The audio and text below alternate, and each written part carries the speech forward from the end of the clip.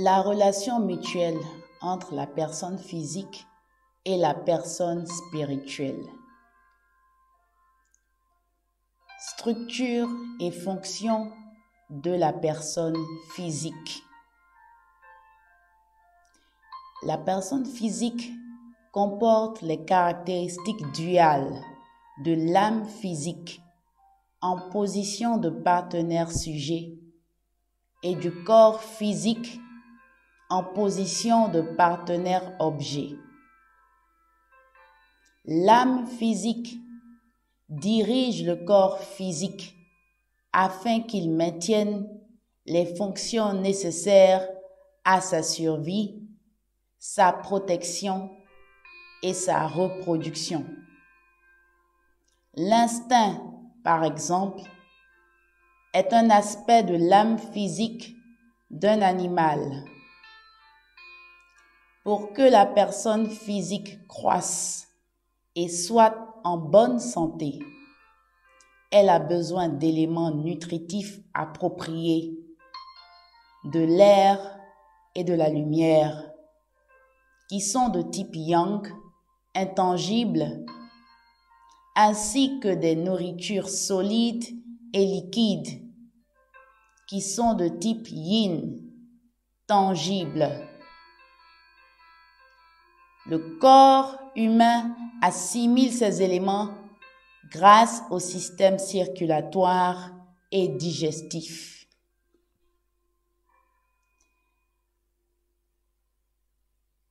La conduite de la personne physique, en bien ou en mal, est le facteur principal de l'orientation de la personne spirituelle vers le bien ou vers le mal. Il en est ainsi parce que la personne physique fournit un certain élément appelé élément de vitalité à la personne spirituelle. Dans notre expérience quotidienne, notre esprit se réjouit quand notre personne physique accomplit de bonnes actions, mais éprouve de l'anxiété après une mauvaise conduite. C'est parce que les éléments de vitalité, qui peuvent être bons ou mauvais selon les actes de la personne physique, sont transmis à notre personne spirituelle.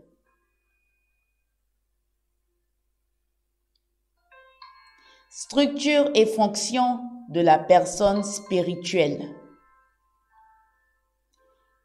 Notre personne spirituelle ou esprit est une réalité substantielle, quoique immatérielle, qui ne peut être appréhendée que par les sens spirituels. Elle est en position de partenaire sujet par rapport à notre personne physique.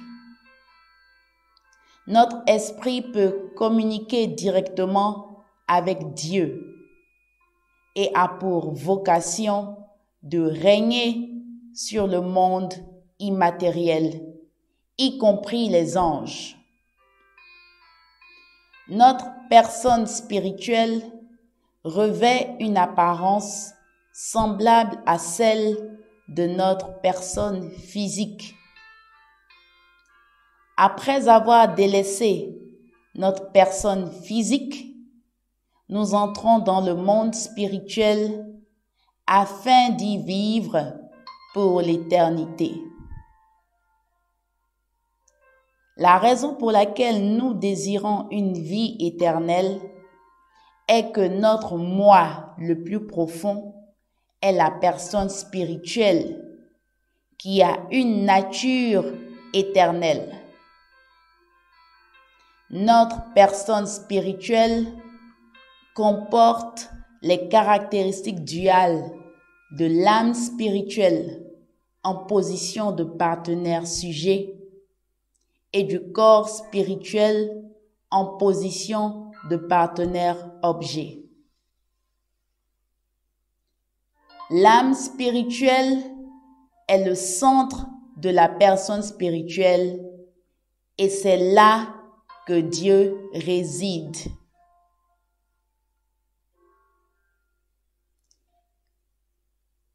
L'esprit grandit par l'action de donner et recevoir entre deux types d'éléments nutritifs. Les éléments de vie de type Yang qui viennent de Dieu et les éléments de vitalité de type Yin qui viennent de la personne physique. La personne spirituelle ne reçoit pas seulement des éléments de vitalité de la personne physique, elle retourne également à la personne physique des éléments que l'on appelle éléments spirituels. Quand des personnes sont en relation avec un esprit élevé, elles connaissent de nombreuses évolutions bénéfiques dans leur personne physique. Elles éprouvent en elles une joie infinie et une force nouvelle, même capable de chasser la maladie. De tels phénomènes se produisent parce que la personne physique reçoit des éléments spirituels de la personne spirituelle. L'esprit ne peut croître qu'en demeurant dans la chair. Ainsi, la relation entre la personne physique et la personne spirituelle est semblable à celle entre un arbre et son fruit. Quand l'âme physique obéit à l'âme spirituelle et que la personne physique agit selon le but de bonté de l'âme spirituelle, la personne physique reçoit des éléments spirituels de la personne spirituelle et devient saine. En retour, la personne physique fournit de bons éléments de vitalité à la personne spirituelle, ce qui permet à cette dernière de croître correctement vers le bien.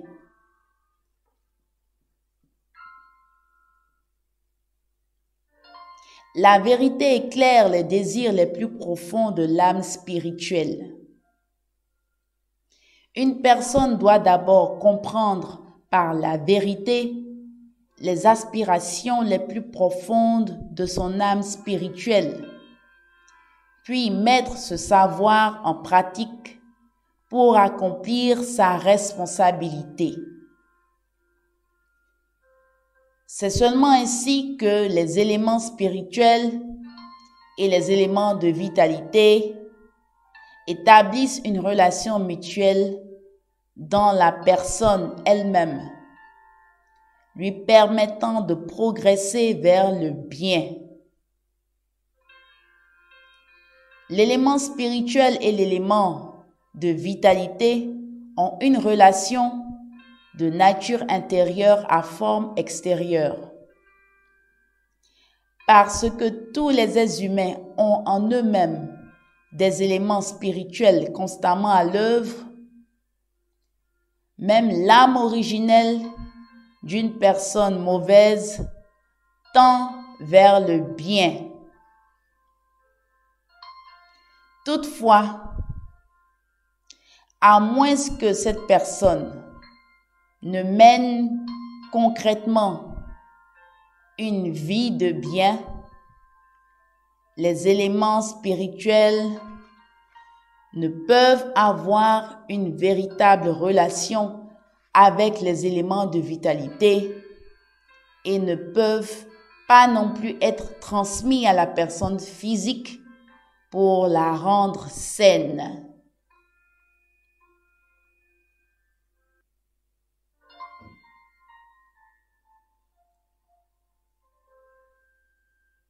Nous pouvons en déduire que notre personne spirituelle ne peut atteindre la perfection que pendant notre vie sur terre. L'âme spirituelle guide la personne spirituelle au cours de son développement sur la base de la personne physique. Ce développement vers la perfection s'effectue à travers les 3 stades successifs prévus par le principe de la création. Un esprit au stade de formation de la vie est appelé un esprit en formation. Au stade de croissance, un esprit vital. Au stade d'accomplissement, un esprit divin.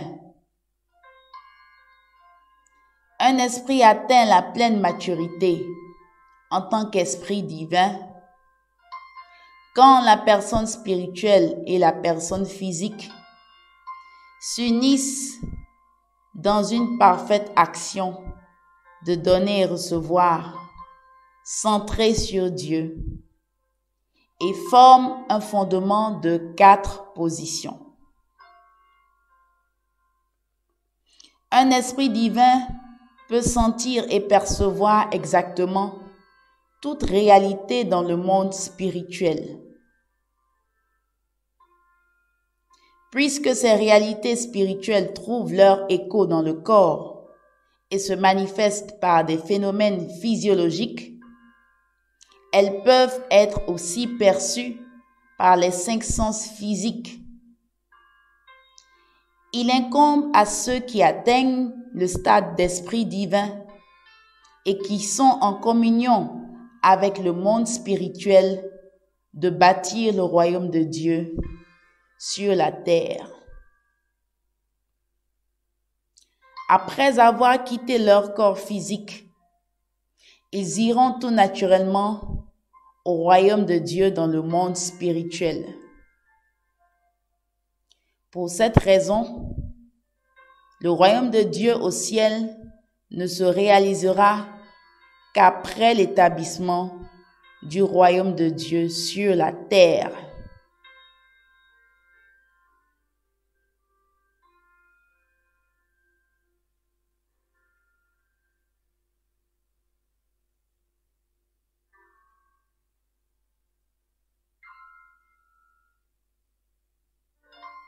La personne spirituelle développe la gamme complète de ses sentiments par sa relation mutuelle avec la personne physique pendant sa vie sur terre. Ainsi, est-ce seulement en atteignant la perfection et en s'imprégnant totalement de l'amour de Dieu au cours de sa vie sur terre qu'une personne pourra éprouver après sa mort la plénitude de la joie dans l'amour de Dieu. Toutes les qualités de la personne spirituelle se développent pendant qu'elle séjourne avec la personne physique. Une conduite pécheresse durant la vie terrestre accentue le mal et la laideur de l'esprit d'une personne déchue, tandis que la rédemption des péchés acquise durant sa vie terrestre ouvre la voie pour que son esprit devienne meilleur. Telle est la raison pour laquelle Jésus dut venir sur la terre dans la chair afin de sauver l'humanité pécheresse. Il nous faut mener une vie de bonté pendant que nous sommes sur la terre. Jésus donna les clés du royaume de Dieu à Pierre, qui allait demeurer sur la terre, en lui disant: « Quoi que tu lis sur la terre, ce sera tenu dans les cieux pour lier, et quoi que tu délies sur la terre, ce sera tenu dans les cieux pour délier. Matthieu chapitre 16 verset 19 et Matthieu chapitre 18 verset 18. Parce que l'objectif premier de la providence de la restauration doit s'accomplir sur la terre. Ce n'est pas Dieu qui décide si l'esprit d'une personne rejoint le ciel ou l'enfer après sa mort, mais c'est l'esprit lui-même. L'être humain est conçu pour pouvoir pleinement respirer l'amour de Dieu après avoir atteint la perfection. Ceux qui ont mené une vie de péché durant leur vie terrestre deviennent des esprits infirmes, incapables de respirer pleinement l'amour de Dieu.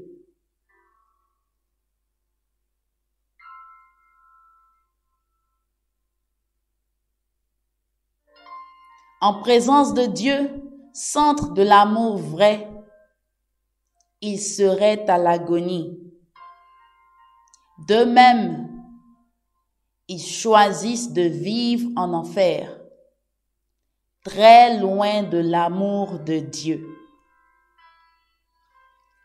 Puisque l'esprit humain ne peut croître que sur le terrain de la personne physique, la multiplication des esprits humains a lieu en même temps que se produit la multiplication des esprits physiques durant la vie terrestre.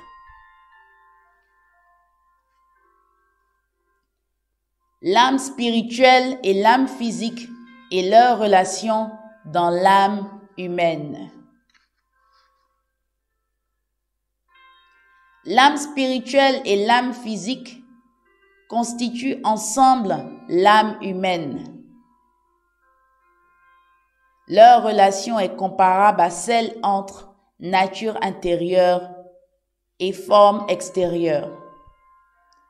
En s'unissant par une action de donner et recevoir, ayant Dieu pour centre, les deux âmes en viennent à former une entité fonctionnelle unique qui amène la personne spirituelle et la personne physique à s'harmoniser et à progresser vers le but de la création.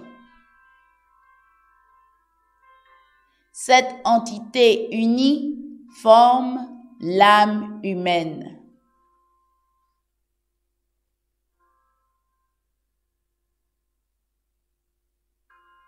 À cause de la chute, les êtres humains en sont venus à ignorer Dieu et par conséquent ignorer le critère absolu du bien.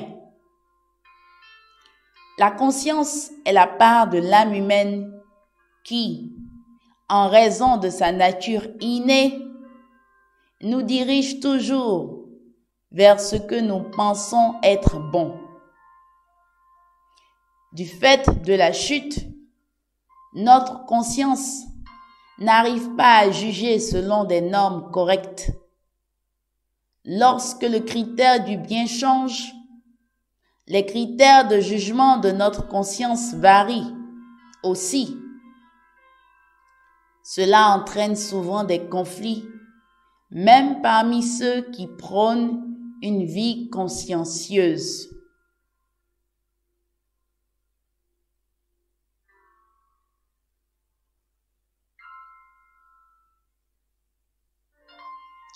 L'âme originelle est la part de l'âme humaine qui poursuit le bien absolu.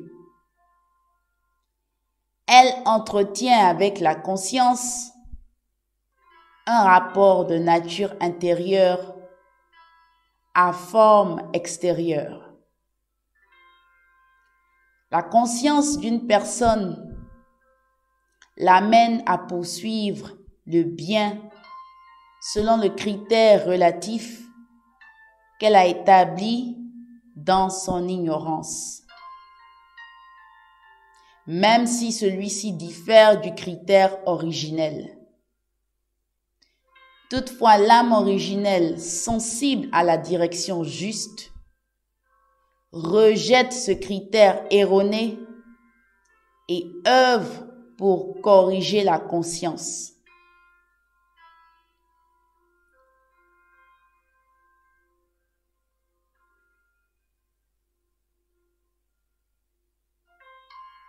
Tant que notre âme spirituelle et notre âme physique sont sous le joug de Satan, l'entité fonctionnelle qu'elles forment par leur action de donner et recevoir est appelée l'âme déchue. L'âme déchue nous incite continuellement à faire le mal. Notre âme originelle et notre conscience nous incitent à éliminer notre âme déchue. Elles nous conduisent par des efforts désespérés à rejeter les désirs mauvais et à nous rattacher au bien en brisant nos liens avec Satan et en nous tournant vers Dieu. Adieu.